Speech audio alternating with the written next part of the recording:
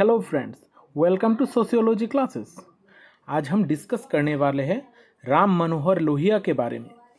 राम मनोहर लोहिया ने कास्ट के बारे में क्या क्या चीज़ें बताई थी। हम अगर सोशियोलॉजी इन इंडिया के पर्सपेक्टिव से देखें तो इंडिया के दो थिंकर्स बहुत इम्पोर्टेंट है जिन्होंने कास्ट के बारे में बताया था। एक है अंबेडकर, दूसरे है लोहिया। तो पहले हम देखते हैं कि लोहिया ने कौन सी चीज़ें कास्ट के बारे में बताई थी और आज हम उनके कौन सी चीज़ों को डिस्कस करने वाले हैं। हम पहले देखेंगे कि राम मनोहर लोहिया ने कास्ट के बारे में क्या पॉइंट व्यू दिया था, उन्होंने कास्ट को क्या बताया था, उनको प्रॉब्लम थी या फिर उनको अच्छा लगता था, ये कौन सी पर्सपेक्टिव से उन्होंने डिस्कस किया है। उसके बाद देखेंगे dysfunction and annihilation of caste. उन्होंने डिसफंक्शन और इनहिलेशन कास्ट को क्यों कहा था, इनहिलेट क्यों करना चाहते थे कास्ट को, ये चीज़ें डिस्कस करेंगे। उसके बाद देखेंगे सबसे इम्पॉर्टेंट चीज़ जो है लोहियाज and cast conference. Ram Manohar Lohia ने एक कॉन्फ्रेंस किया था जिसको कहा जाता है एंड कास्ट कॉन्फ्रेंस। उस कॉन्फ्रेंस में कौन सी सिद्धांत लिए गए थे, कौन सी चीज़ों को इम्पोर्टेंस दिए गए थे, वो सारी चीज़ें डिस्कस करेंगे। और आखिर में हम देखेंगे कि अंबेडकर और लोहिया में क्या डिफरेंस था, उनके पर्सपेक्टिव में क्या चेंजेस थे। तो शुरू करते हैं आज का क्लास।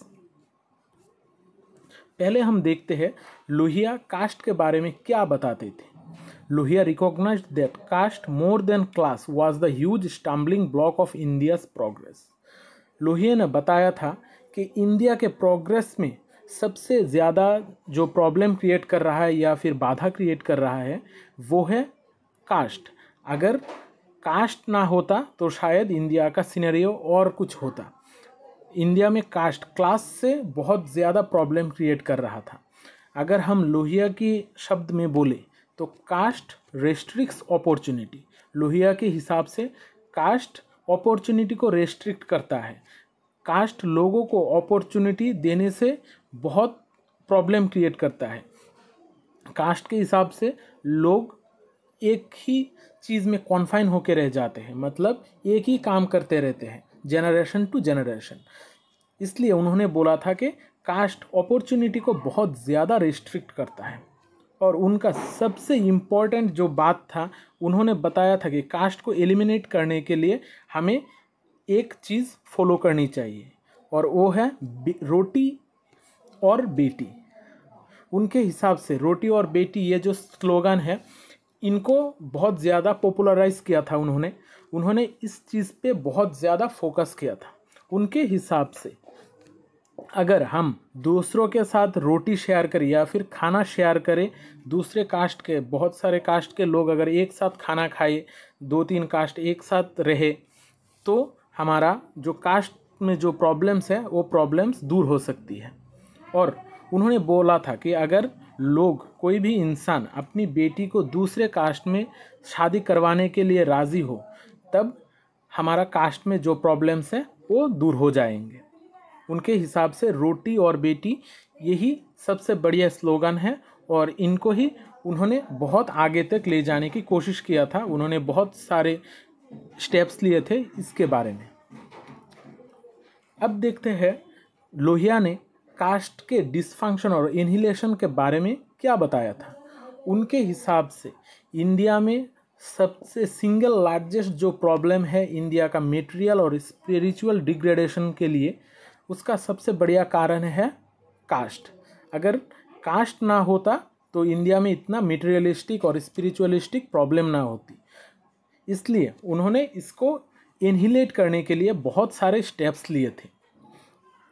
उनके हिसाब से अगर हम लोगों को प्रेफरेंस करते हैं अपॉर्चुनिटी में, मतलब preferential opportunity extend to the backward classes, जो भी हमारा बैकवर्ड क्लासेस है, मतलब ST, SC, OBC, ये सारे बैकवर्ड कास्ट को अगर हम कुछ प्रेफरेंस दे या फिर कुछ अपॉर्चुनिटी दे ज़्यादा, तो हमारा जो कास्ट में जो डिग्रेडेशन है या फिर प्रॉब्लम है ये ख़त्म हो सकती थी या फिर ख़त्म हो सकता है। उनके हिसाब से अगर इंडिया ये अपॉर्चुनिटी दे, प्रेफरेंशियल अपॉर्चुनिटी दे बैकवर्ड क्लासेस को, तो इंडिया एक पावरफुल नेशन बन सकता है। इंडिया एकजुट होकर पूरे दुनिया के सामने अपने आप को प्रेजेंट कर सकता है। अब देखते हैं लोहिया का एंड कास्ट कॉन्फ्रेंस क्या है। लोहिया का एंड कास्ट कॉन्फ्रेंस बहुत ही अच्छा एक कॉन्फ्रेंस था, लेकिन इसमें भी कुछ दिक्कतें थी। आज हम डिस्कस करेंगे कि उन्होंने एंड कास्ट कॉन्फ्रेंस में कौन सी रिसोल्यूशन के बारे में बताया था, इसका रिजोल्यूशन क्या था। लोहिया ने एंड कास्ट कॉन्फ्रेंस पटना में किया था, जो 1961 में था। उन्होंने इस कॉन्फ्रेंस में कुछ रिसोल्यूशन के बारे में बताया था। इसको पास किया गया था उसके मेंबर के द्वारा। यहाँ पर बहुत सारे लोग थे जिन्होंने इसको सपोर्ट किया था। अब देखते हैं क्या क्या रिजोल्यूशन है। पहला है मिक्स्ड डिनर, मतलब अगर हमें कास्ट को हराना है या फिर कास्ट को जो भी इम्पैक्ट है इसको कम करना है तो हमें मिक्स्ड डिनर का अरेंजमेंट करना पड़ेगा।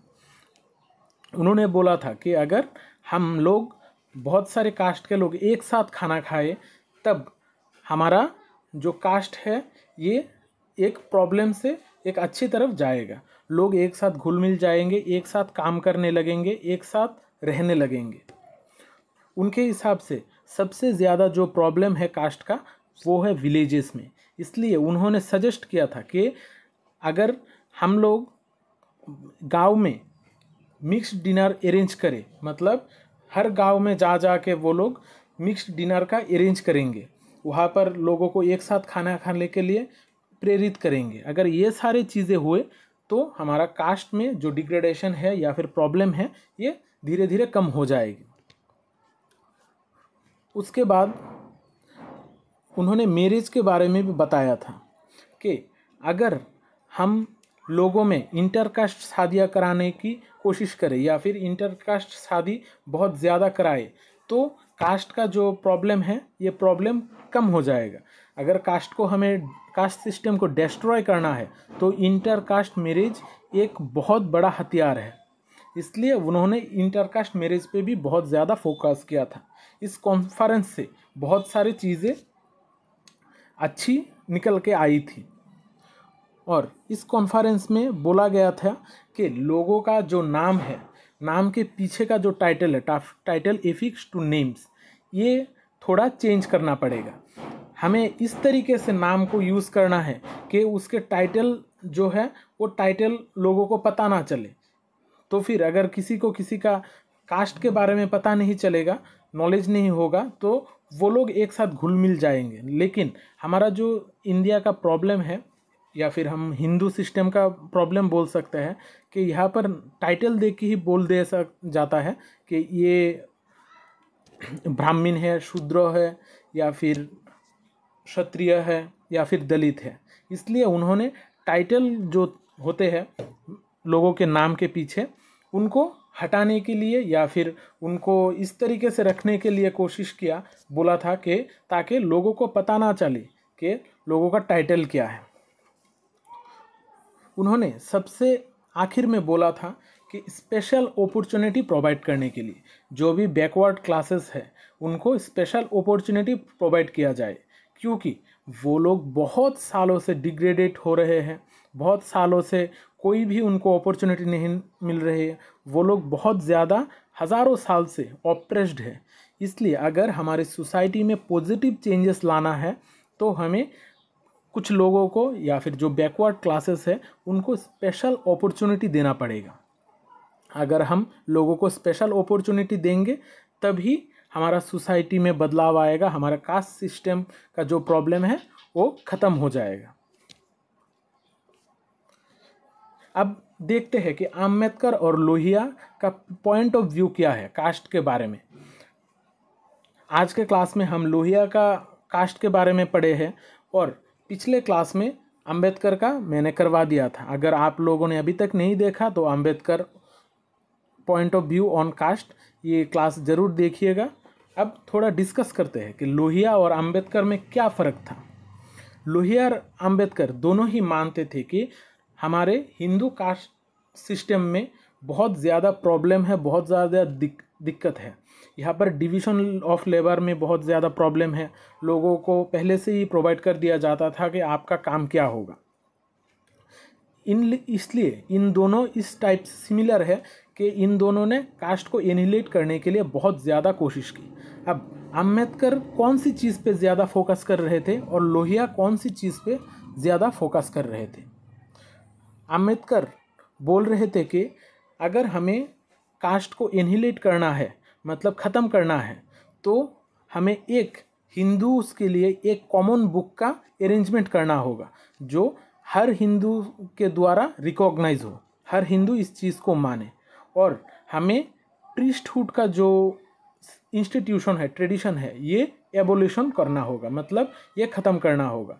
जो भी प्रीस्ट है, हर कोई इंसान, अगर जो भी इंसान एक हिंदू है, उसको हक होना चाहिए कि वो एक प्रीस्ट बन सके या फिर पूजा अर्चना कर सके। दूसरी तरफ अगर हम बोले, लोहिया फोकस किया था, उन्होंने अम्बेडकर की तरह चीज़ें खराब करने के लिए बोला ही नहीं था। लोहिया की हिसाब से उन्होंने बोला था कि नहीं, हमें ऐसा सिचुएशन क्रिएट करना होगा ताकि लोग एक दूसरे से ज़्यादा मिले, एक दूसरे से घुल मिल जाए, लोग एक दूसरे के कास्ट के बारे में पूछे ही ना। उन्होंने सिचुएशन क्रिएट करने के बारे में बताया था। और अम्बेडकर ने बोला था कि हिंदू रिलीजियन में बहुत सारे चेंजेस करने के लिए। लोहिया ने common feasting, cultural interaction, cultural exchange, cultural caste में इंटरकास्ट मैरिज, ये सारे चीज़ों में बहुत ज़्यादा इम्पोर्टेंस दिया था। तो आज का क्लास यहाँ तक ही। अगर क्लास अच्छा लगा हो, लाइक और सब्सक्राइब कर देना और दोस्तों में शेयर कर देना, क्योंकि शेयरिंग इज़ केयरिंग। मिलते हैं अगले क्लास में, तब तक खुश रहिए, स्वस्थ रहिए। जय हिंद।